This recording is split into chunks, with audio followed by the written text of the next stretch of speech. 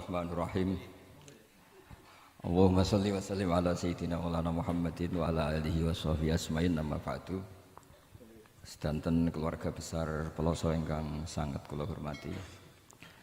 Utamanipun Kiai Haji Zainuddin Jazuli, Kiai Haji Nurul Huda, Kiai Haji Fuad Ningbat.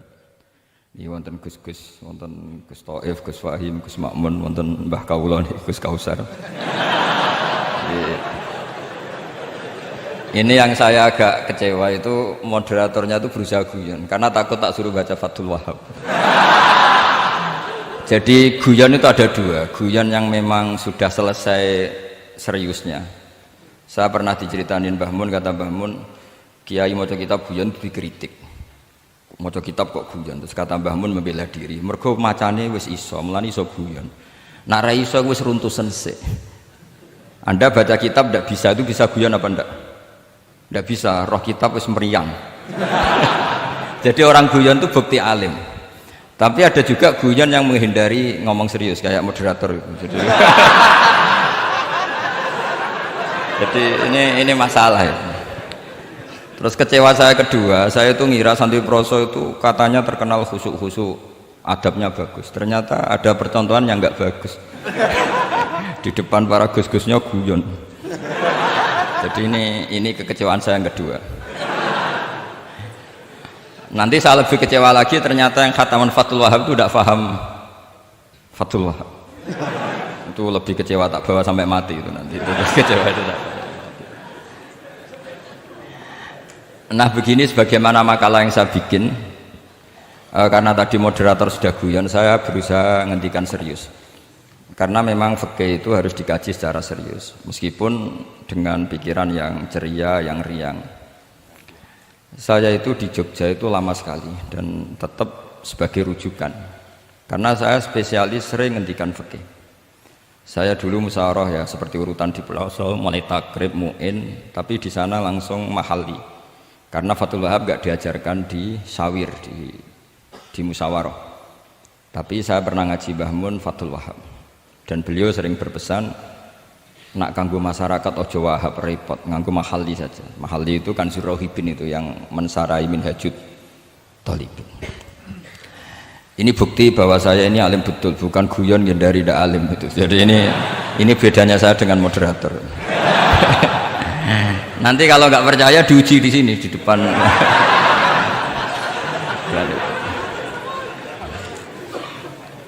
Saya ngaku alim itu bukan karena sombong, tapi keharusan. Karena begini ya, kalau kamu punya istri mau melahirkan, itu mesti nyari tulisan bidan.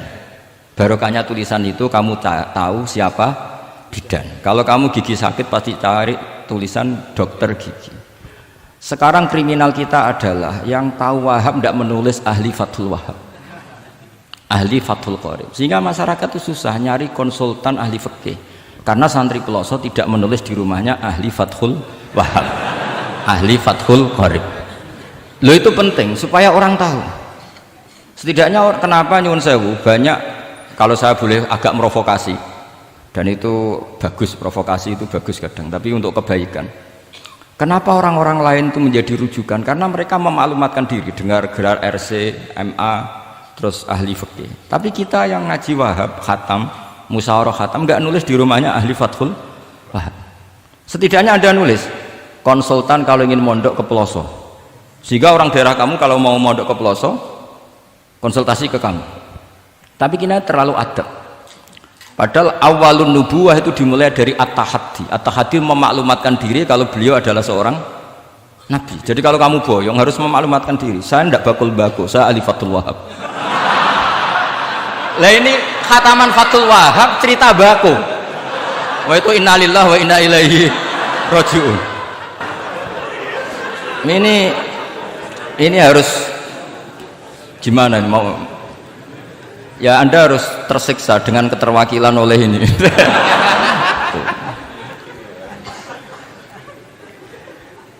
Saya ini baca kitab banyak sekali, termasuk kitab Ithaf. Ketika beliau mensarai Ihya itu cerita kitab yang saya baca fil fikhi itu dihitung mulai mazhab Syafi'i sampai Hanafi semuanya. Saya baca kitab tasawuf ini jadi memaklumatkan diri. Awal dari nubuwah itu memaklumatkan diri. Sehingga orang gampang nyari. Kalau orang bisa nyari bidan, nyari dokter gigi karena tulisan, kenapa orang kesulitan nyari ahli Fathul Qorib? Kalau kamu ahli konflik, tulis saja konsultan spesial cerai karena pengalaman pernah cerai, tulis saja. Kalau ahli jomblo, tulis saja ahli perjodohan, supaya orang tahu keahlian kamu di mana. Saya di Jogja memaklumatkan diri, saya bisa baca Wahab, saya bisa baca Bukhari, saya bisa, bukan dalam konteks sombong, karena kebutuhan umat yang ingin tatap bu'u asari Rasulullah, mencari-cari asari Rasulullah itu terpenuhi, yaitu dengan ngaji orang yang ahli. Tunjukkan kalau baca kamu benar dan sebagai solusi umat ini punya problem banyak, dan kamu mengajar dengan manhaj yang jadi solusi, yang jadi solutif, yang bisa jadi jalan keluar. Tapi kita ndak, santri itu banyak keluar dari pondok, tapi karena miskin, sudah dari mbahnya bapaknya memang sudah miskin ya. Terus atas nama humul, atas nama ikhlas, terus sering menyembunyikan diri. Menyembunyikan diri, pura-pura ada alim, memang sebetulnya ada alim juga kadang itu. Akhirnya terus orang sampai nggak tahu kalau itu alumni pondok.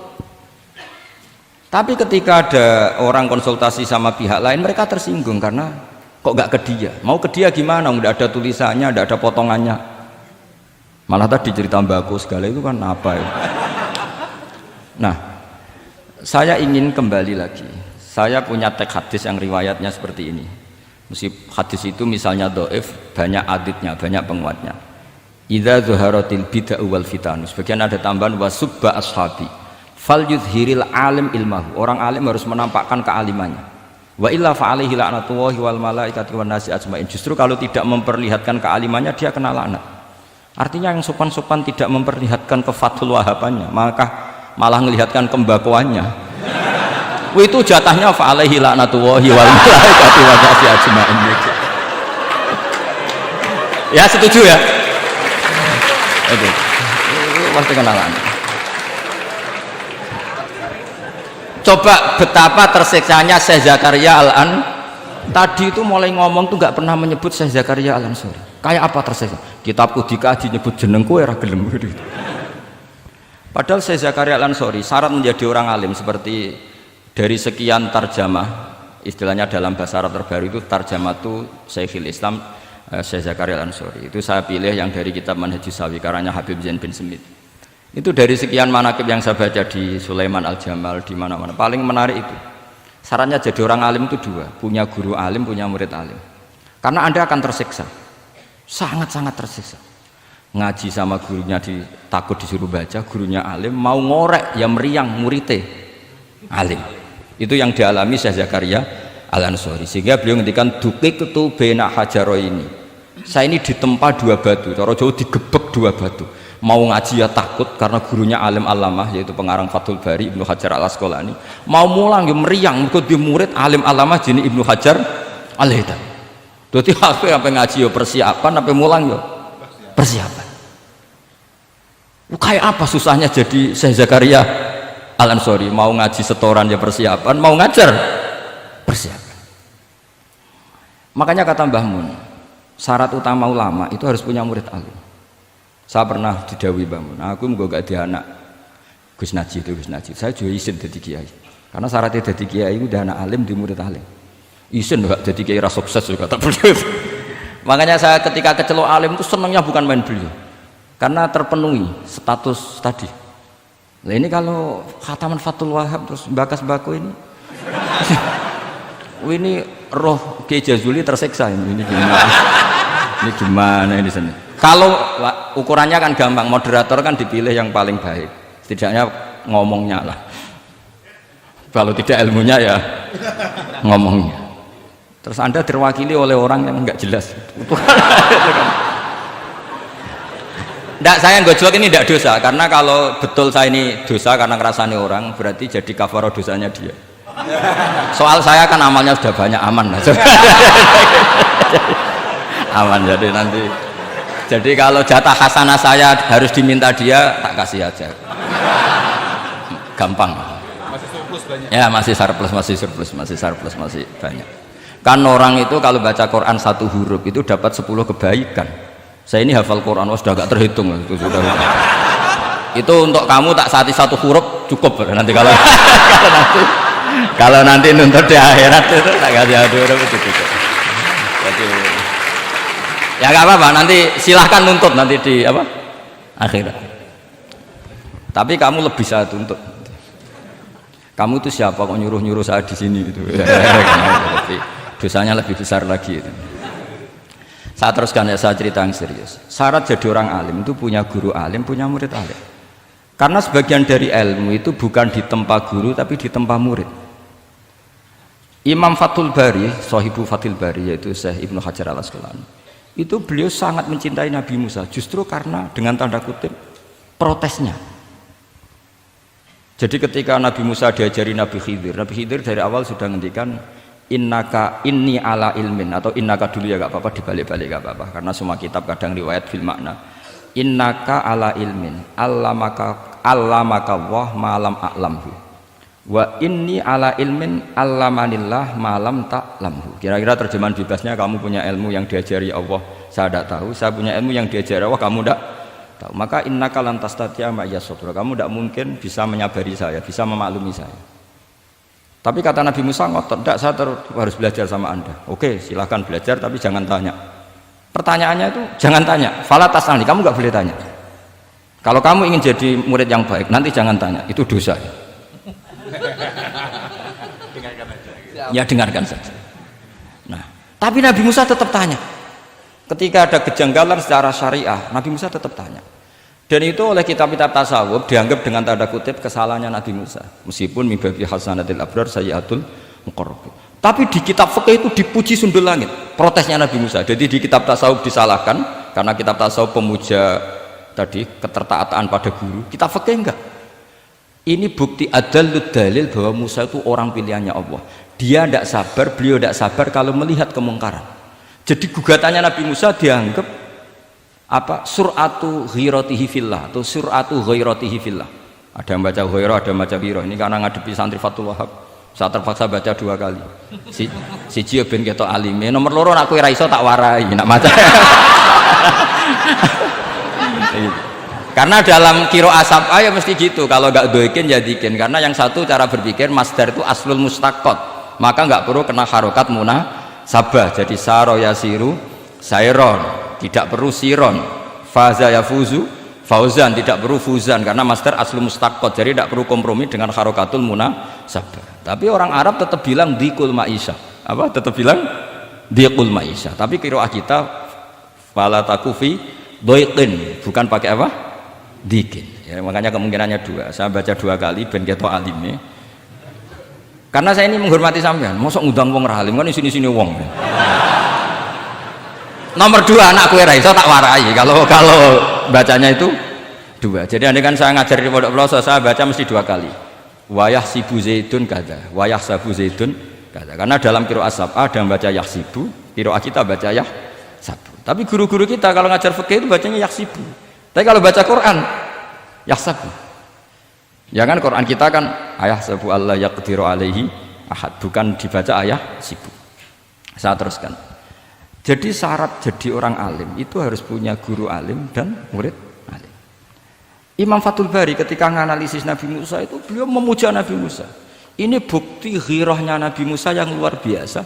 Beliau paling tersinggung kalau untuk hikat hurumatullah. Orang sudah ditolong kok gak matur nuwun malah merusak perahunya. Jadi itu secara syariat itu mungkar. Kalau mungkar ya harus diprotes. Artinya itu sifatu madkhin. Protesnya Nabi Musa itu sifatu madkhin, bukan sifatu dhamin. Itu Ibnu Hajar al-Asqalani, gurunya Syekh Zakaria Ansari. Ketika orang tasawuf nganggep yang dilakukan Musa itu agak-agak mazmum karena protes sama guru. Pertanyaan saya ke anak-anak Fathul Wahab, kamu milih siapa? Milih partainya Ibnu Hajar al-Asqalani apa milih partainya orang tasawuf? Selama ini roh potongannya sampean milih yang tasawuf. Karena sampean dengan ilmu pas-pasan ini nggak suka kalau ada murid tanya. Betul, ngaku mawon. Tapi karena tadi logika syariatnya kata Ibnu Hajar al-Asqalani, Musa itu kalimullah termasuk ulul azmi, sementara Khidir hanya seorang nabi. Apa yang dilakukan Musa tentu lebih keren karena beliau seorang nabi dan rasul. Jadi jangan kira terus di situ merupakan mangkobah, satu derajat yang luar biasa bagi Nabi Khidir ngalahkan Musa, itu enggak. Tapi ini juga mangkobah bagi Musa, betapa enggak sabarnya beliau ketika untuhikat hurumatu. Dan itu Ibnu Hajar Al-Asqalani dalam bingkai itu. Jadi beliau itu sangat ringan sekali. Artinya gini, kita bahas Zakaria Al-Ansori nggak bisa tambah bakas gurunya, yaitu Ibnu Hajar Al-Asqalani. Nanti saya bakas muridnya. Lah yang mulai bakas muridnya itu kamu harus siap-siap. Karena kiai-kiai di pelosok itu alim alama. Masalahnya nanti pasti di muridnya. Saya Zakaria Al-Ansori aman karena punya murid Ibnu Hajar Al-Haytami. Ibnu Hajar Al-Haytami aman karena punya murid Zainuddin Al-Mali Bari yang ngarang mulai jenengan ini. Jadi masalah bukan pada gurunya, tapi pada siapa? Muridnya. Terus Ibnu Hajar Al-Asqalani itu orang yang luar biasa. Saya pengagum beliau karena saya kalau baca Bukhari pakai pertolongan sarah beliau yaitu Fathul Bari. Itu beliau kalau protes, sukanya memang protes. Beliau itu nakot itu ahli kritik, ahli protes. Beliau termasuk sering kritik Imam Nawawi, kritik orang-orang sebelumnya. Tapi ya dalam konteks kebaikan. Imam Nawawi itu punya sarah namanya Sarhu Muslim Lin Nawawi. Terus beliau punya kitab fikih Minhajut Thalibin yang disadur oleh Syekh Zakaria dari Manhajut Thullab. Yang satu pakai Minhajut Thalibin jamak mudzakkar salim, yang satu pakai Manhajut Thullab pakai jamak taksir. Kitab Minhajut Thalibin sendiri dari kitab Muharrar karangannya Imam Rafi'i, terpaut sekitar 3 orang sampai ke Imam Rafi'i dari Imam Nawawi. Imam Rafi'i ngarang itu dari Al-Wasid, Al-Basid dan Al-Wajiz karangan Imam Ghazali. Dan itu saya punya. Kitab indukannya Imam Ghazali Nihayatul Matlab fi Dirayatil Mazhab saya juga punya karangannya Imam siapa? Haromen. Terus sampai Mukhtasarul Muzani. Saya tadi sempat bawa kitab Mukhtasarul Muzani. Bareng ngerti ini kok jadi pengajian umum lemes ya. Waduh, mau nyalahkan Gus Kausar Mbah nggak berani. Tapi saya tadi matur sama Gus Kevin, Gus ini kok jadi pengajian umum, nggak tahu. Sebenarnya saya ingin anak Wahab saja terus tak marahin terus pulang. Tapi ini di depan orang banyak, kalau marahin kan nggak baik ya, sudah saya tak rileks saja. Tak ceritakan bukti keseriusan fikih itu dikarang. Misalnya begini, ini contoh Zakaria Al-Ansori, Syekh Zakaria Al-Ansori ketika dengan tanda kutip sering bilang wa ta'biri bidzalik aula min ta'biril asli kadan atau a'ammu min ta'biril asli kadan. Kenapa ada gugatan takbir? Karena takbir itu apapun hebatnya, karena dikarang seorang manusia itu ada falta, ada keterselipan di situ. Meskipun satu kedipan mata yang beliau salah, miss ya Rabbus. Misalnya begini, definisi sholat ya, kita kan sering dengar sholat itu apa? Umumnya orang kan aqwalun wa af'alun, muftatahatun bitakbir, muftatamatun bitaslim. Pertanyaannya, definisi itu tidak jamek manek, karena hunaka sholatun la qawla fiha wa la fi'la, yaitu sholatuman ajros sholata biqalbi. Kalau sholat itu adalah harus ada akwal, yaitu kayak baca Fatihah dan syahadat di tasyahud sani, harus detail, sama nggak boleh nyontohkan kayak tasyahud di tahiyat ula, itu kan hukumnya sunat. Kalau kamu nggak bakul-bakul harus tahu kayak tasyahud di tahiyat saniyah, atau karena yang tasyahud awal sunat. Ada akwal kayak Fatihah tasyahud fit tahiyatis saniyah. Terus ada af'al. Tapi pertanyaannya, hunaka sholatun la qawla fiha wa la fi'la, yaitu sholatu man ajra sholata biqalbi. Maka perlu ditambah walau hukman, meskipun akwal dan af'al itu hanya secara hukum. Karena kalau hanya itu tidak jamek manek, kalau dalam bahasa mantek, atau tidak mutorid akis, tidak memasukkan semua fardun min afrodil mu'arraf. Jadi kalau ngetok nang alim demi ngergani sampean supaya ketok nak sumber udang ora salah. Mau salahnya ngatur kiai itu ya agak salah, itu agak salah betul. Saya itu juga agak gimana. Besok itu saya diminta Gus Reza misi sama Gus Reza. Gus Reza itu cucunya Mbah Karim. Mbah Mun dulu ngaji Mbah Karim. Jadi orang kok kayaknya manfaatkan saya sak karepe dhewe gitu, karena saya ini mangkalah tua terus. Padahal saya kalau mau angkuh ya, kalau saya boleh sombong, itu buyut saya ketujuh itu namanya Mbah Soleh bin Asnawi Sepuh, itu gurunya Mbah Soleh Darat. Dan Mbah Soleh Darat gurunya Mbah Hasim. Tapi angkuh kan haram, jadi ya sudahlah pakai tawaduk saja. Sebenarnya kalau saya boleh angkuh, kalau sampean malah lebih bisa angkuh lagi, ketemu di Nabi Adam. Lebih putu nabi. Saya ulang lagi ya. Kalau kamu mengkaji Wahhab secara serius, itu kajilah seperti saya ini. Bahwa hukum itu harus dibenturkan dengan fardul masalah, dengan pengandian masalah. Misalnya begini, kalau ada hewan ketabrak truk jago, tentu kita diskusi hanya ayam jago, karena kalau ayam kecil kan gak eman, kelepek-kelepek meh mati. Cara pikirannya sampean ini yang anak-anak Fathul Wahhab itu boleh disembelih apa enggak? Tanpa disembelih pun pasti 1 menit lagi mati, atau setengah menit lagi mati. Karena dia kejet-kejet hanya prosedur kematian, memang syaratnya harus kejet-kejet. Tapi kan dia sudah tidak punya hayatun mustaqirrah. Kalau kamu pas musyawarah Fathul Wahhab itu disembelih halal apa haram? Tidak, sampean jawab saja, enggak usah sungkan, enggak usah jawab aja. Ini ada Gus Makmun, ada Gus Wahid. Halal apa haram? Cara pikirannya Syekh Zakaria Al-Ansori, bajuri itu haram karena dia tidak punya hayatun mustaqirrah. Oke, haram. Karena yang dikatakan penyembelian adalah menghilangkan nyawa karena penyembelian, sementara ini tanpa disembelih sudah mati. Tapi pertanyaannya gini, tapi nanti kalau disisir dari bab tabdzir, masa kewan jago larang mubadzir? Maka menurut mazhab Imam Malik pokoknya keceluk di nyawa, angger keceluk di nyawa disembelih ya halal karena jenenge nyembelih hewan yang masih hidup senajan tau wis kejet. Kamu milih mazhab Maliki apa Syafi'i? Ini ayam jago loh, bukan ayam kecil. Karena kalau yang kecil kan ikhlas, itu kan seperti kepiting, banyak kiai ngaramkan kepiting, yang keberatan banyak karena kepiting besar. Tapi ketika yuyu diharamkan nggak apa-apa, kecil saja. Padahal ilatul hukmi sama, kira-kira kepiting sama yuyu, tahu sama yuyu itu kehidupannya sama nggak, gaya hidupnya sama apa enggak? Sama. Tapi ketika kepiting itu ada perdebatan, yang setuju halal banyak karena iman rasanya. Tapi ketika yuyu dikatakan haram, ada nggak yang protes? Tidak ada, ikhlas semua kayak gitu. Ini ahli fikih apa ahli nafsu gitu.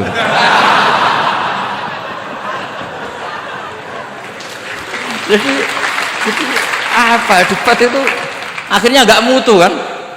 Coba kehidupannya kepiting sama yuyu itu sama apa enggak? Sama. Kenapa kepiting mukhtalaf alaih kalau yang yuyu hampir semua kiai meyakini haram? Kenapa? Sama. Saya itu pernah betul ngalamin, saya mau pas jalan-jalan sama putri saya, ada ayam jago ditabrak truk gitu. Sudah kejet-kejet, tanya orangnya, Gus ini halal enggak? Saya bilang untuk kamu halal.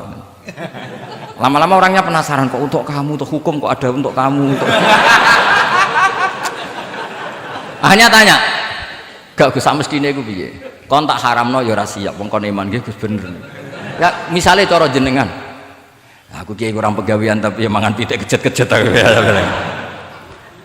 Tapi ini logika ya, logika yang dibangun fikih. Fikih itu kalau bangun kaidahnya gampang. Fikih itu gampang sekali karena sesuai fitrah manusia.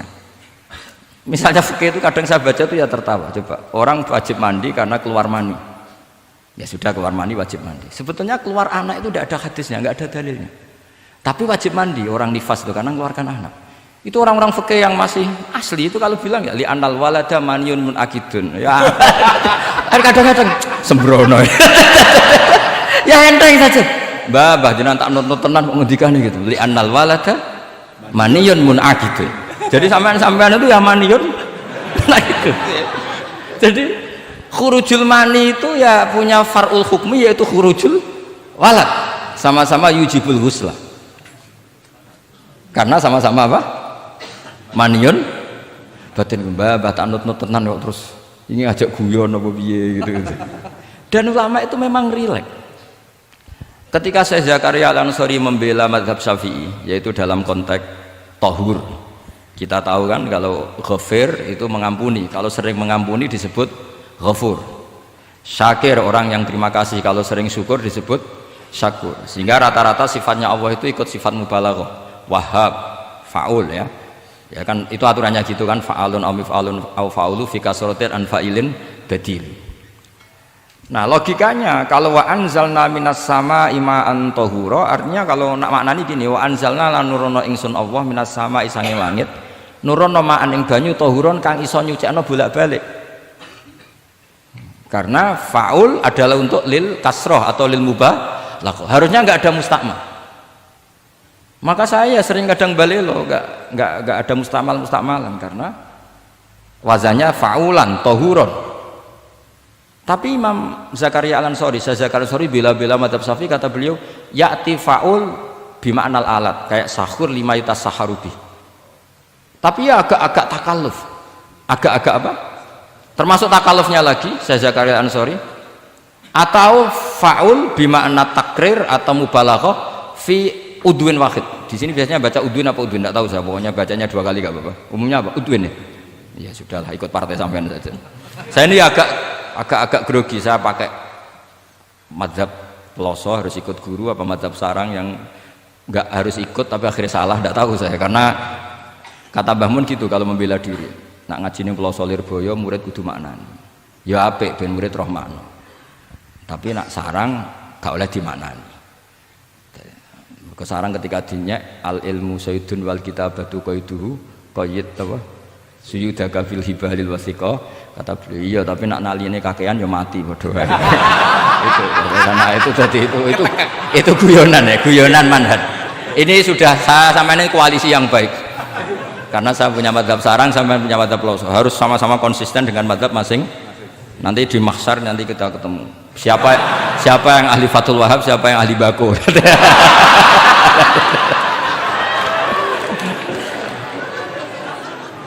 Nah, pikirannya Fathul Wahab kalau sampean khatam betul itu untuk takrir tapi fi udwin wahid, yaitu air yang sudah mensucikan ini misalnya masih bisa mensucikan ini, yang bisa mensucikan asal masih fi udwin wahid. Ya sudah, di situ saja takrirnya atau mubalaghahnya di situ, bukan ke anggota yang lain. Oke, itu meskipun agak, tapi Imam Malik dan semua ulama hampir mengatakan tohur itu ya tetap di kasrotil istimal, artinya ya sudah bisa takrirut tathir. Tapi yang bilang tathir digugat lagi, digugatnya gini, tohur itu mubalaghah dari tohir bukan dari mutohir. Ini kalau sampean fasul masail, sampean nggak pernah tahu fasul masail sedetail ini, nanti diulang lagi khatamannya. Tohur itu bukan mubalaghah dari tohir tapi dari mutohir. Padahal bahasan kita tentang tathir bukan tentang tuhur. Sampean mikir toh?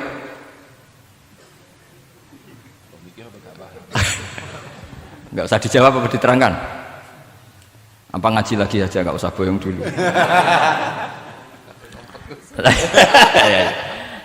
Nah, kemudian akhirnya ulama mulai mikir bahwa la makna li tohiriyah illa dengan fungsi tohuriyah, tidak ada gunanya disestatuskan suci kemudian tidak berakibat mensucikan, karena ini air masih murni ma'un mutlaq, kecuali kayak teh kopi berstatus suci tapi tidak mensucikan. Tentu ma'an tohuro di konteks itu adalah tohir mutohir, karena contohnya air mutlak bukan kopi.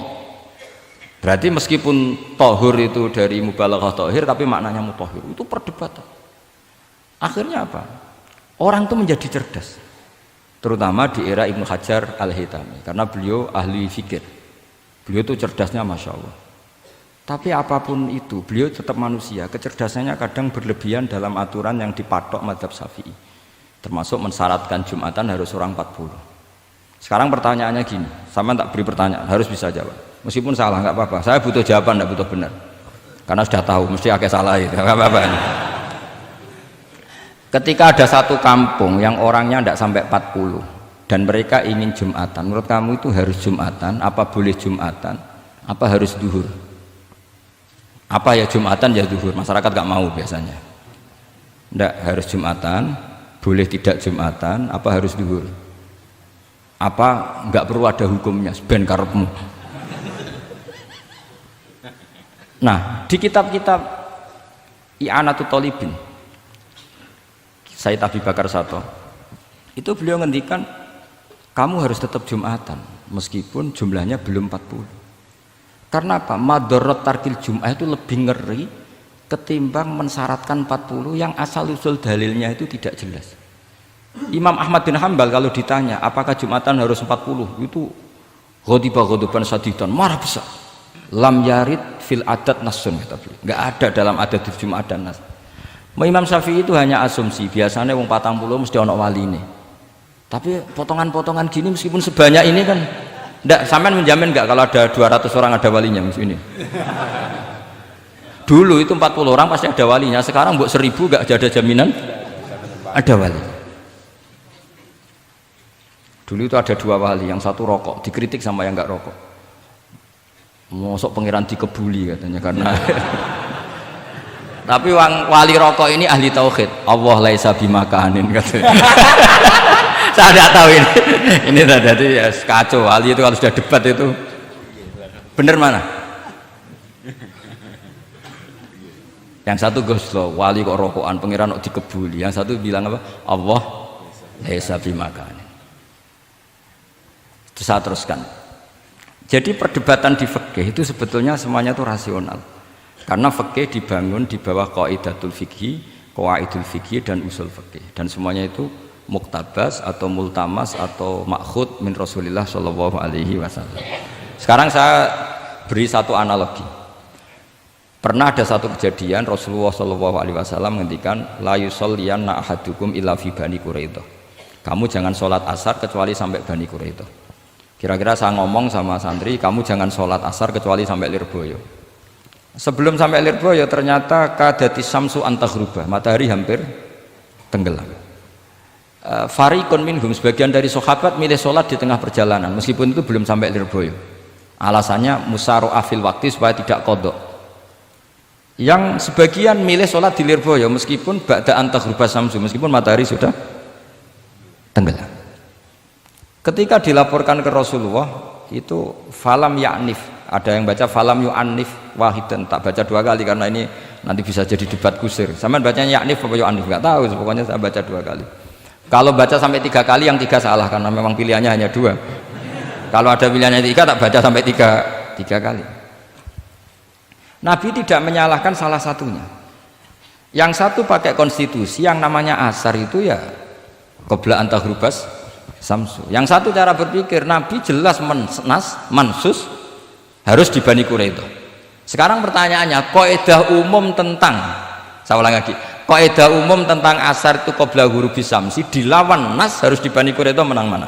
Nas sama kaidah umum. Kira-kira kalau kamu ngaji usul fikih menang nas. Tapi pertanyaannya, nas itu butuh mahal. Tentu boleh seperti itu. Asumsinya Nabi adalah jangan-jangan sampai sana memang belum hurufus samsi. Maka makna yang mesti benar adalah esariu fil masyi. Kamu harus tergesa-gesa jalannya sehingga potensi menangi asar di Bani Quraidah. Jadi unik. Terus itu difahami pentingnya musaroah fil iktida. Jadi kalau anut Kanjeng Nabi harus musaroah. Nah, musaroah ini pula yang menjadi basis fikih. Makanya ulama dulu kalau ngarang fikih itu gampang sekali. Kalau orang tidak paham aja nggak bakat wali. Sebenarnya fikih itu gampang sekali. Bagi yang gampang maksudnya, sama tidak usah itu. Misalnya begini, Fathul Mu'in, Fathul Hab semuanya ngendikan wa yusannu nasyatun di sholatin. Jadi wa yusannu lan den sunatno apa nasyatun gumregah, semangat di sholatin krana ngadiri salat. Fa inna wa ta'ala zamma tarikihi, sama sih ingat takbirnya. Zamma itu ngritik sapa wa ta modho sapa tarikihi, pakai jamak mudzakkar salim. Tarikihi ing wong sing ninggal nasar. Terus beliau mendalil qala ta'ala wa idza qamu ila sholati qamu kusala. Ciri khas orang munafik itu kalau sholat itu malas-malasan. Maka saya itu sering bilang ke santri saya, pokoknya nak jamaah kudu ono melayune, entah berapa kadarnya harus ada melayune. Guiling-ilingan musaroah. Karena di semua teks kebaikan adalah fafirru ilallah. Lari, ada unsur larinya, ada unsur musaroahnya. Nah, lalu lama-lama mengatakan makna hadis ini yang mesti adalah pentingnya musaroah. Nggak perlu berdebat tentang boleh nggak sholat qobla usul ning Quraidah atau tidak. Tapi harus, karena begini, yang mesti salah begini, ternyata kayak melakukan santai-santai ngopi se, rokok se, jagungan se. Nabi kira-kira bisa maklumi enggak ketika cara jalannya seperti itu kemudian matahari terbenam? Karena ini yang pasti salah. Paham ya? Karena enggak sampainya sana karena salahnya sendiri, ngopi se, santai se. Lah itu namanya fikih. Jadi fikih itu dari analisis yang normal. Makanya saya sering sekarang akhir-akhir ini sering kampanye kitab Sajaratul Ma'arif, dan itu saya serius dengan kampanye itu karena dikarang oleh Sultanul Ulama. Jadi kalau di wali ada Sultanul Aulia, di ulama juga ada Sultanul Ulama, yaitu Syekh Izzuddin bin Abdis Itu kalau ngarang fikih itu gampang sekali. Saya punya kitab beliau Qawaidul Ahkam. Beliau ketika cerita kenapa harus ada sholat dihormatil waktu, beliau nerangkannya enak sekali. Kalau santri sarang, Lirboyo atau Peloso atau santri mana saja, biasanya kalau pergi ke terminal, yang dulu terminal itu kan nggak layak, apalagi ya dulu nggak layak, pokoknya kalau pipis itu pasti kena najis lah celana. Santri kan biasanya milih sholat nanti di pondok, milih terawih lah, milih terawih kan duhur asar. Saya tidak tahu kalau Gusnya. Tapi kira-kira ya agak-agak sama kira-kira gitu. Alasannya santri yo nakal meninggalkan sholat fil waktu itu karena alimnya. Kan sholat dihormati wajib iadah, ngapain daripada wajib iadah mendingan tidak usah sholat. Jadi ilmu itu tuh bermata dua. Rata-rata yang sudah tahu wajib iadah milih sholat apa milih ndak? Ndak, potongan-potongan rai gini tuh. Ndak, kira-kira aja. Milih ndak kan karena tahu wajib iadah. Tapi nanti setelah sampean alim dan bakat jadi wali dan sampean belajar kitab Qawaidul Ahkam, itu pasti milih sholat. Saya semenjak belajar kitab itu ya milih sholat. Tapi tidak usah dimafhum, apa dulu tidak sholat, tidak usah seperti itu. Itu mafhum yang salah itu. Yang berbasis suudzon. Jadi mafhum seperti itu salah, ya masalah itu. Suudzon itu masalah. Kata saya Izzuddin bin Abdissalam memberi penjelasan. Kenapa harus sholat dihormatil waktu? Karena khotorun najasah, bahayanya najis atau ritsun najasah, kotorannya najis itu layafi, kalau dibaca ritsul layafi dengan pentingnya sholat. Karena butuhnya Allah, butuhnya malaikat, kalau boleh dibahasakan butuh ya dalam ilmu fikih kan dibahasakan gampang saja. Ada orang sujud di waktu yang diwajibkan sujud, sehingga diabaikan syarat sholat itu harus toharatul badan, waktu ubi dan wal makan. Kok kira pantas ono waktu sholat kemudian la tasjudu fil waktu sajdah. Jadi akhirnya gampangannya wes tetap keren meskipun kowe sholat nganggo najis ora sempurna tetap keren. Piye-piye cara didelok malaikat kok dhuwur wis keceluk sujud, keceluk musolli. Daripada kowe misalnya asar gak sholat alasan celana kok najis, maghrib ora sholat. Terus jare malaikat berkhataman Wahab kok kelakuane ngono kan gitu kan. Karena malaikat itu dulu ekor dhuwur, bablas asar, bablas maghrib, bablas isya, meskipun sampean punya alasan nanti menisan di rumah atau di pondok, tapi ini kan melewati waktu yang harusnya ada sujud. Sehingga dalam syarat jamak takhir misalnya apa? Kamu harus niat akan jamak takhir di waktu sholatil ula, biar ada bedanya tarku karena sembrono dengan tarku yang karena ingin mentakhir. Paham ya? Itu jadi sama-sama fikih, kualitas yang dikarang Sultanul Ulama dengan sing RT itu ya beda. Dan sampean harus baca kitab yang dikarang rajanya ulama supaya kamu tambah pinter. Nanti kalau gak pinter-pinter nanti sowan saya. Tetap gak pinter karena itu jatah. Makanya tidak usah sowan ya, nanti gak ngefek juga gitu. Itu Syekh Izzuddin bin Abdis. Terus kemudian beliau mengebabkan itu detail sekali, yaitu di Sajaratul Ma'arif dibabkan di bab faslon la yutrakul haqqu li ajlil batil. Itu beliau bikin satu strategi fikih itu yang luar biasa. Misalnya begini, jihad atau perjuangan membela Islam itu harus kamu menyertakan orang-orang fajir, orang-orang fasik. Kenapa? Likuwatil Islam. Karena kesalahan orang fajir itu tidak seimbang dengan pentingnya syaukatul Islam atau syaukatul muslim. Terus saya itu dulu ya iskal itu ya agak protes, tapi ini ulama wali, sampai saya sholat berkali-kali, ya Allah saya beri kefahaman tak ini, kalau terpaksa beda nanti saya mohon ketemu beliau, saya mau protes. Sama nggak usah tahu caranya ketemu wali-wali yang sudah meninggal, nanti kalau sudah jadi wali tahu sendiri, jadi nggak usah tanya. Akhirnya saya sholat dan akhirnya faham tanpa ketemu, karena saya bayangkan ketemu ya lebih sulit, mendingan minta faham timbang minta ketemu. Logikanya begini, misalnya Nyon Sewu kita di Daril Harbi, bayangkan kita di Daril Harbi atau zaman Indonesia dijajah Belanda. Saya ulang lagi ya, dalam konteks jangan sekarang, contohnya sekarang nggak perlu perang, zaman dijajah Belanda.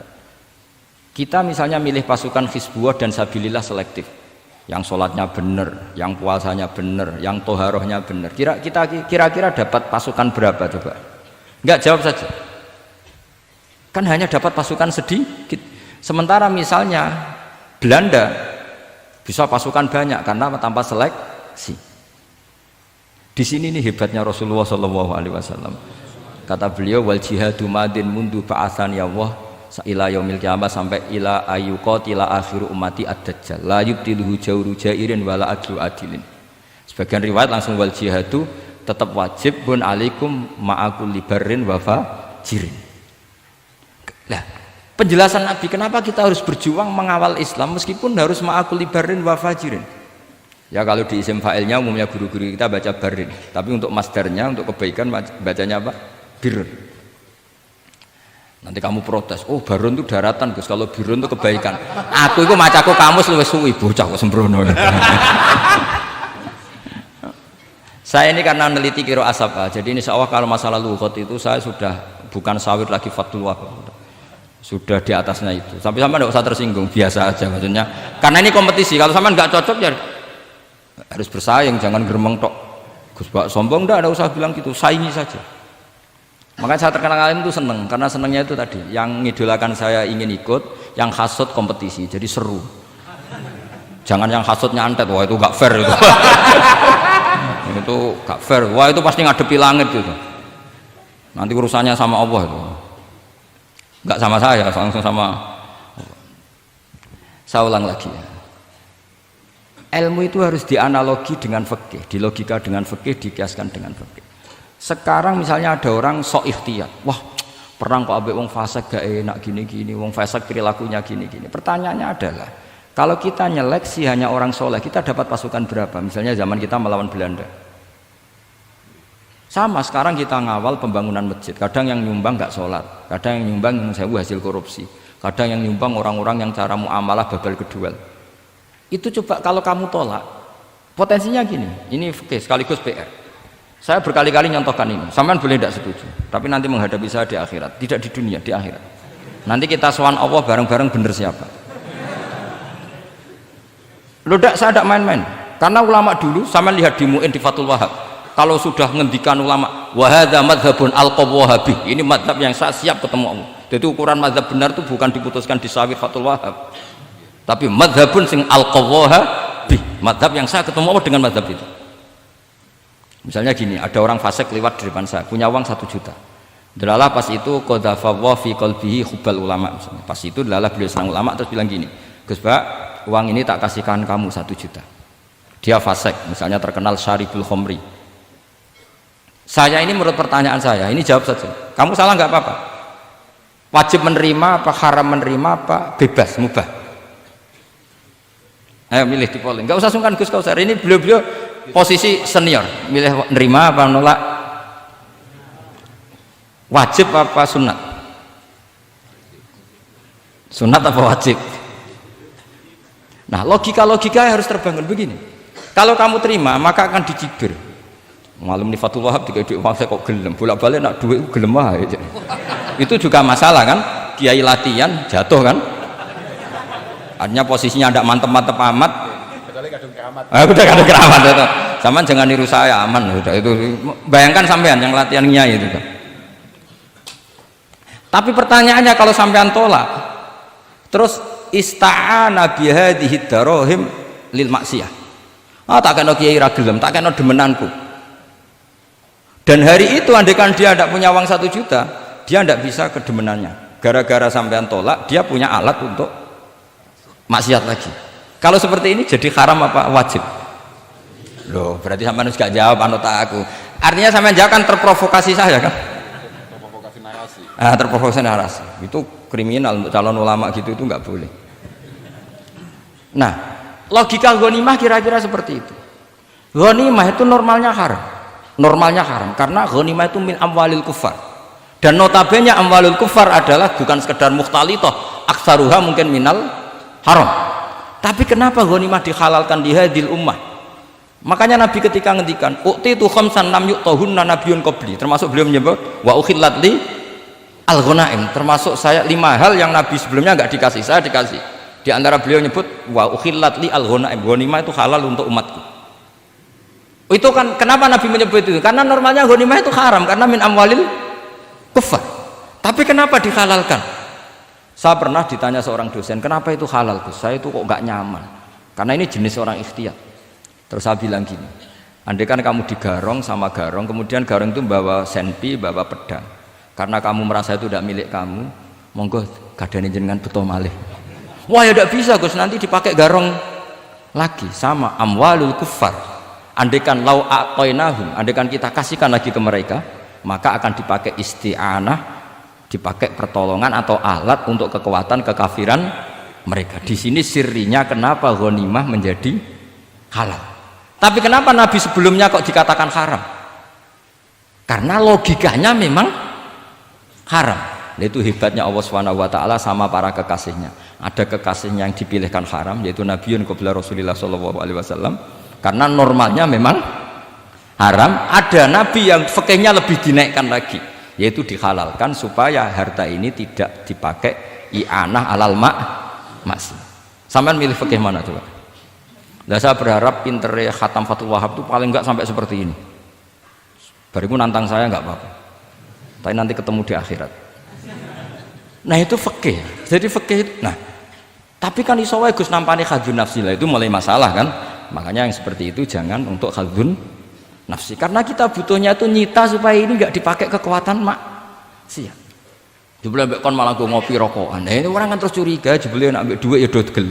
Buktikan kalau Anda tidak pakai, kamu terima sebagai penyitaan, tapi Anda tidak pakai. Wah itu hebat.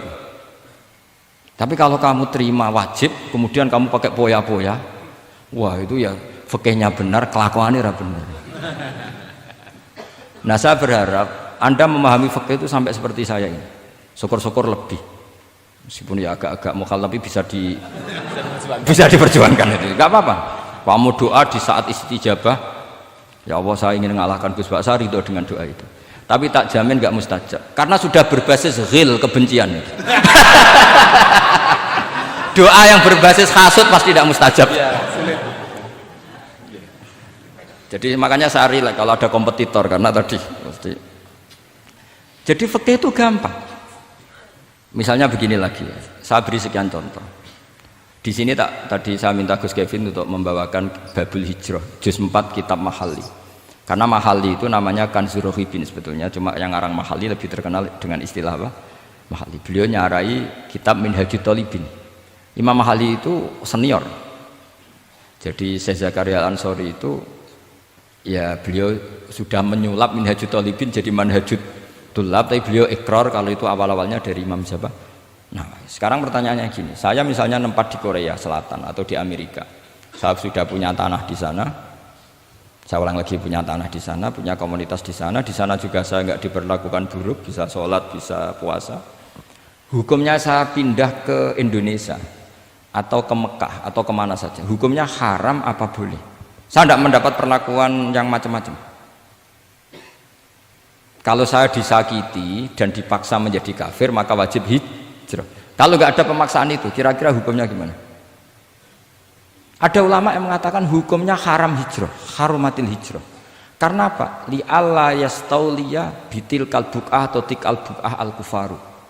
Karena sebetulnya kamu tidak dianggap sekedar pindah ke Indonesia, tapi membiarkan tanah yang dulu kamu pakai sujud, tanah yang dulu kamu pakai sholat, tanah yang sudah menjadi komunitas muslim menjadi komunitas kafir. Berarti dianggap pembiaran. Itu fikih. Jadi fikih itu logikanya sebetulnya normal. Maka seperti ini, saya masih ingat betul pernah didhawuhi Mbah Mun ketika di Madinah. Nak zahire hadis ya, iku Sayyidina Ali iku ya ono salah. Ndak salah loh redaksinya, ono salah. Mergo Nabi sering muji wal Madinatu khairun lahum law kanu ya'lamun. Madinah adalah kota terbaik. Sataftahuna kadza wa kadza, Nabi sampai gitu. Tapi Nabi selalu ngendikan wal Madinah khairul. Tapi Sayyidina Ali tetap pindah ke Irak, Kufah ya, zaman itu terkenalnya istilahnya Kufah karena belum ada istilah Irak, ke Kufah. Pindah ke Kufah, kemudian beliau menyebarkan Islam di Kufah. Terus punya murid awal namanya Hasan Basri, murid paling sukses. Itu orang-orang Basrah, bukan orang Temanggung, orang Basrah. Itu orang Basrah. Semua riwayat mengatakan itu orang apa? Basrah, jelas bagul-bagul. Bukan. Itu sangat jauh dari. Karena Hasan Basri murid paling sukses ini pindah ke Basrah, maka ilmu setelah itu Basrah. Sehingga idza ikhtalafatil Kufah wal Basrah quddimatil Basrah. Akhirnya menyebar sampai Baghdad, jadi Qubbatul Islam. Orang bisa dikatakan alim kalau sudah dikatakan alim di Baghdad. Termasuk Imam Syafi'i itu ngajinya di Baghdad. Padahal beliau lahirnya di Gaza. Huzah itu kalau sekarang itu apa? Gaza. Askolan itu juga Palestina. Nah, dawe bangun. Tapi Sayyidina Ali ku wong alim. Saiki nak wong Islam tengok-tengok ning Madinah berarti membiarkan bumi Allah di sana-sana itu tanpa ada Islam. Akhirnya Sayyidina Ali tidak mengikuti dohire hadis. Tentu Nabi Sayyidina Ali pasti mengikuti hadis, tapi hadis wal Madinatu khairul lahum law kanu ya'lamun itu ada konteksnya.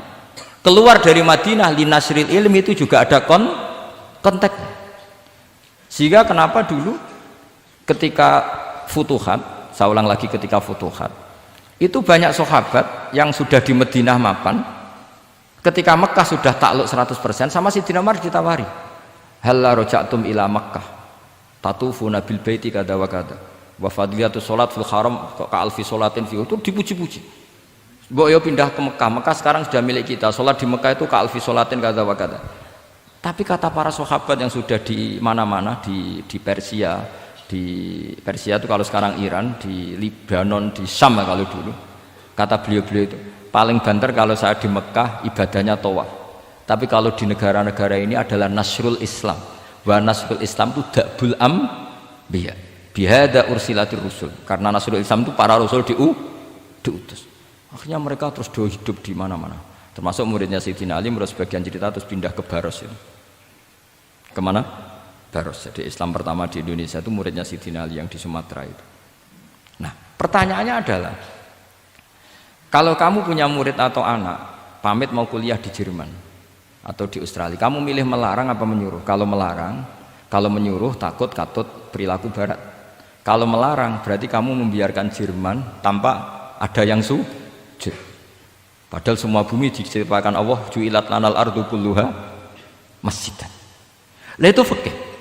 Fikih akan berdebat untuk hal-hal seperti itu. Ini saya beri contoh. Ini masih ada waktu 10 menit. Ya, jangan lama-lama nanti malah bingung. Yang bingung tidak sampean, saya juga ikut bingung nanti kalau kelamaan. Tidak, supaya ini logika ini apa?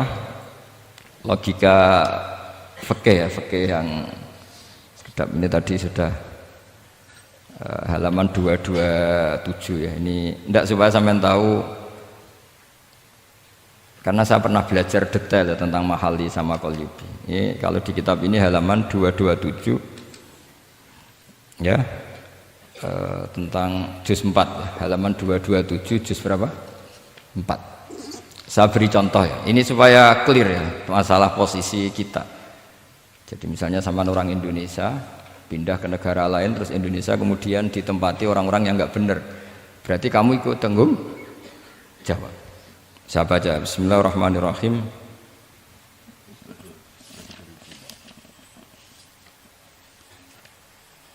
Ya, halaman 227 ini barusan tak cari karena halaman kitabnya beda-beda.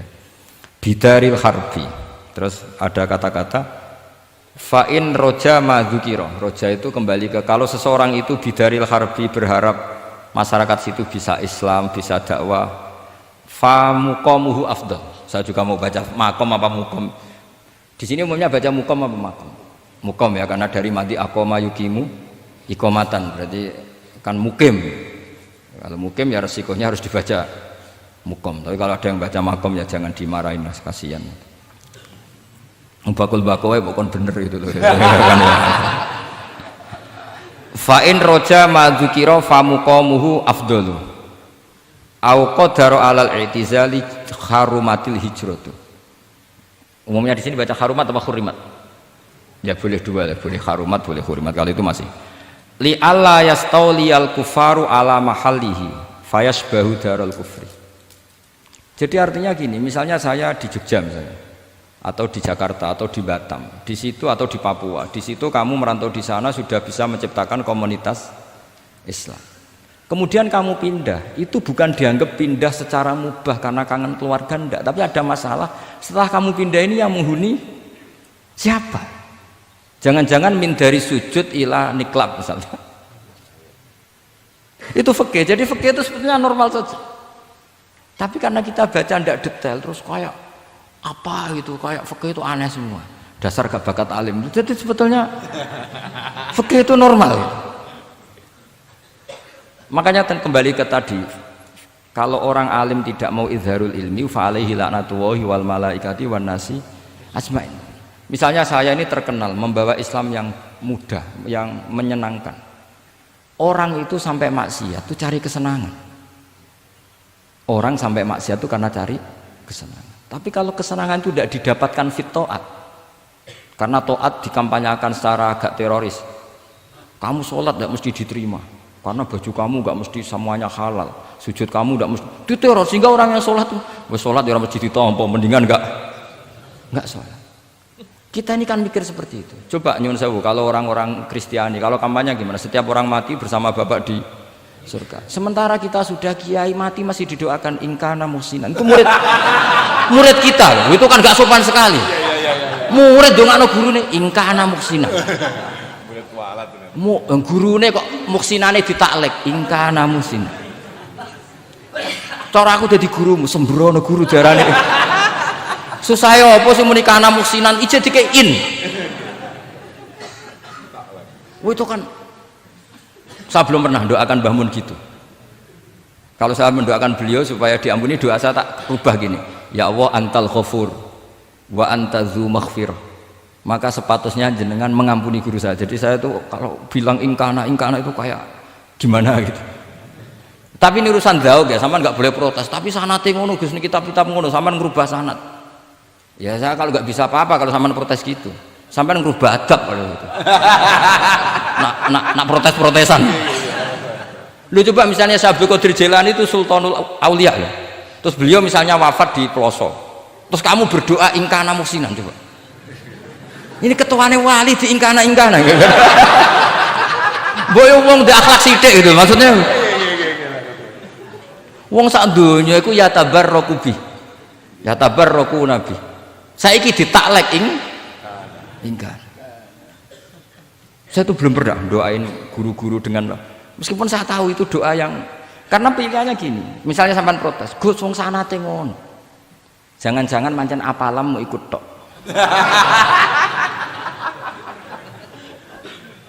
Loh Imam Syafi'i itu kalau doain mayit, ini sekaligus ijazah tapi haram ditiru. Ya tapi ijazah tapi haram ditiru. Imam Syafi'i itu pernah ngecewakan seseorang karena beliau itu idola. Ada orang meninggal, beliau diminta rawuh. Doanya hanya gini toh, ya Allah, Engkau itu tetap menjadi Tuhan meskipun tidak menyiksa orang ini. Jadi menyiksa orang ini tidak kebutuhan Engkau. Kalau tidak jadi kebutuhan Engkau ya tidak usah dilakukan, Gus. Itu terus pulang keluarganya gremeng, iki piye ndonga ngono tok.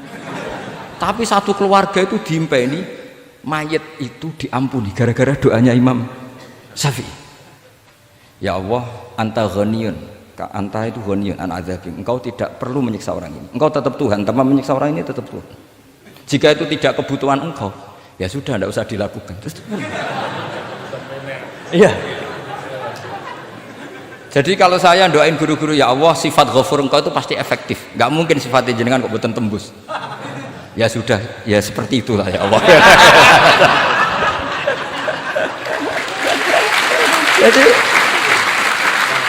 Jadi itu urusan jauh, sama nggak boleh protes. Gus Pak kok mau ngawur ijtihad, bukan ngawur, saya ini orang waras. Punya rasa takzim sama guru sama para wali. Sementara kamu yang berdasar sanad tadi, jangan-jangan menghafalan kamu hanya itu. Ayo milih mana? Saya bukan bikin ajaran baru, ndak, ini cerita rasa. Cerita apa? Rasa. Dan itu di hadis-hadis gitu, Nabi itu kalau manja sama Allah gitu, kalau ada orang salah terus kemudian diazab, kata Nabi, anta akram min ayu adzibahu marroten. Ini di dunia sudah pernah engkau beri sanksi ya Allah, anta akram min ayu adzibahu marroten. Tapi kalau belum disiksa kemudian dia aman-aman saja di dunia, engkau itu akram, engkau sudah mulia, gak pantas, sudah menyelamatkan di dunia, kemudian jenengan dendam di akhirat masih jadi masih nyiksa lagi. Itu Nabi itu kalau sedang manja dengan Allah itu akhirnya ya baik semua gitu. Lah saya jenis ulama yang partai itu. Partai itu lah kira-kira seperti itu. Jadi Ya jadi ini relax saja ini, monggo nih tadi sesuai janji saya hanya 10 menit dari sekarang. Saya juga mungkin saya nanti tetap pulang karena saya besok ngajar di setainya Gus Yofur. Mungkin saya itu sudah janji sama istri saya setelah Yai wafat paling saya ini dibully pernah sepuh itu 2 tahun. Semoga setelah 2 tahun saya naik lebih sepuh. Pakai dalil-dalil yang agak-agak angkuh tadi karena terpaksa. Jadi sekarang ngalah 2 tahun, setelah itu saya pakai sanad yang saya sepuh gitu. Supaya agak digaya kongkonan terus gitu. Tapi saya tidak tahu tingkat adab saya sampai berapa tahun, saya tidak tahu gitu. Tapi saya mohon sama yang Musairin Fathul Wahab, ilmu itu dianalisis secara cerdas, ceria dan mudah. Saya dulu itu ya eskal sama hadisnya Nabi, kullu ummati mu'afan illal mujahirin. Semua umatku dimaafkan asal ketika dosa itu enggak cerita kalau dosa. Saya dulu jenggat. Orang dosa cerita dosa itu kan kesannya jujur baik gitu. Tapi setelah saya pikir itu bener Kanjeng Nabi. Misalnya sampean cerita ning anakmu, lihat zaman mondok peloso sering nak marung utang gak bayar ya biasa. Ya biasa sekolah gak munggah. Itu jujur apa mengajarkan? Mengajarkan. Suatu saat anak sampean goblok persis bapak. Maka penting tidak jaru itu penting. Makanya kata Nabi semua umatku diampuni kecuali yang cerita-cerita dosanya. Karena dengan cerita itu artinya apa? Misalnya sampean zaman puber pacaran, terus kamu cerita, "Lah dhisik untuk ibumu ya pacaran." Oh, tak goncekno ngalor ngidul. Itu jujur, tapi suatu anak kamu pacaran kan alasannya apa? Niru bapak. Tapi nak kamu sok suci, pacaran haram. Oh. Pak, lah kowe kontok ibu. Wah, pangeran peparinge. Lho kan ngira bodone, wah iku peparinge pangeran. Gak pacaran Pak, oh pacaran haram tuh. Kena muni ora kan bodoni. Pacaran haram tuh. Aku untuk bojo peparingnya Allah. Wah itu dimaafkan malah itu. Lo coba nyuwun sewu, ini analogi ya nyuwun sewu. Kalau andekan semua yang pernah zina itu ngaku zina, kalau itu jumlahnya 1000 saja, 1000 itu punya keluarga. Satu orang minimal punya keluarga 10, akan dipakai justifikasi kalau suatu saat zina berdasar pernah Pak D-nya atau Pak L-nya, iya enggak? Tapi kalau semuanya enggak ngaku dan semuanya nyuwun sewu sok suci, wanteng ning masjid, sak wiridan nangis, suwan anak putune kok, wah mbahku khusuk kuat. Padahal nangisnya perkara nyesal tahu mau. Tapi artinya apa? Konsep yang dikatakan Rasulullah SAW itu kan luar biasa. Kullu ummati mu'afan illal mujahirin. Karena dengan jihar, memang di situ masdarnya kok jadi jihar. Jadi bukan ijhar tapi jihar. Jadi memang bahasa Arab itu agak unik. Misalnya di nahwu itu masdar itu kalam. Kalam berarti sulasi mujarrad. Tapi fiilnya enggak kelaku. Kalimah yaklimu kalaman itu enggak melaku. Sing melaku lam yatakallam. Tapi padahal masdarnya kalam. Jadi suara sama raya aku pengalaman. Masalah lughat itu pengalaman sekali. Jadi memang bahasa Arab itu lucu. Apalagi lafadz bagho malah paling kasus dalam bab yungqolu. Bagho maknane lacut.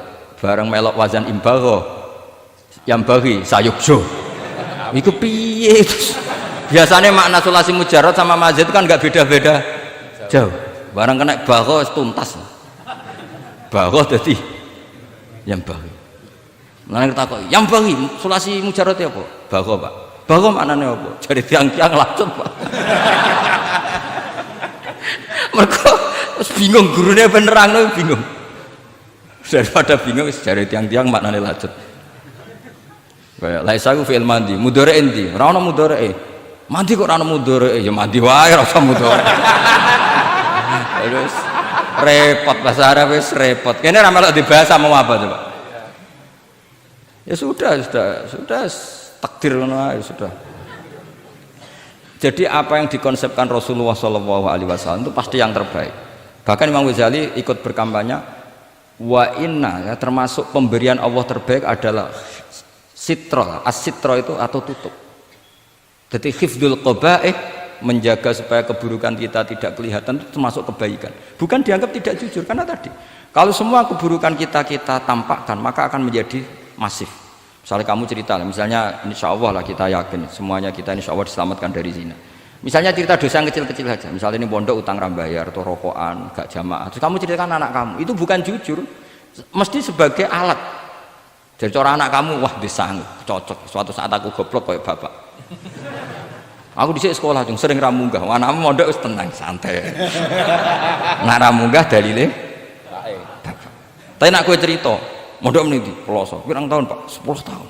Kepengin ngit mayai, kepengin mondok susu ben barokah. Munggah terus, Pak, munggah. Maksudnya ora munggah kelas, munggah apa wae pokoke. Wis tenang. Karena itu bahaya, makanya kullu ummati mu'afan. Ma'is ketika ngaku zina itu Nabi itu enggak menolak sampai 4 kali. Ma'is yang memaksa Nabi supaya beliau melakukan raja, eksekusi. Semua ketika meminta saran sama sahabat, halla satarta bidzalik, kamu tidak usah cerita. Karena tadi logikanya kalau ada Ma'is ya, jangan-jangan yang lain juga ya, itu kan menimbulkan macam-macam. Itu hebatnya Islam, malah kita diajarkan awamastur aurati wa amin rawati. Kayak apa baiknya Islam? Tapi kita sekarang karena tidak baca hadis, lalu ada gerakan jujur. Mari semua meresapi dosa masing-masing. Kamu pernah ini istighfar terus nangis. Jebule gerakan ngono iku ya nyun sewu ya ana duwike kan ya repot. Tidak usah seperti itu. Ikuti hadis Rasulullah Shallallahu Alaihi Wasallam bahwa termasuk nikmatnya Allah Taala itu adalah tertutupi semua kesalahan-kesalahan kita. Dan itu barokah bagi hadaddin karena kesalahan tidak muncul. Nah, itu sudah untung, agama sudah untung. Ketika kesalahan tidak munculnya, agama sudah ikut diuntungkan. Coba kalau semua yang maksiat itu kelihatan, kan seakan-akan hadil ardu mamlu'ah bil masih. Tapi ketika maksiat itu sembunyi-sembunyi, kemudian sang syiar itu adzan, pengajian, kan bagus. Sama nggak boleh protes, tapi itu kan tidak jujur. Ya bukan masalah jujur dan tidak, ini satrul qabaih. Lain namanya siasa. Namanya apa? Siasa itu udah harus politik tentang negara. Kita mengelola diri kita sendiri butuh apa? Butuh siasa. Jadi misalnya kamu cerita kebaikan kamu kepada anak, biar kebaikan itu ditiru. Tapi kalau anak kamu tanya, Pak, sampean nate salah, itu sesuatu yang paling saya takutkan, Cung.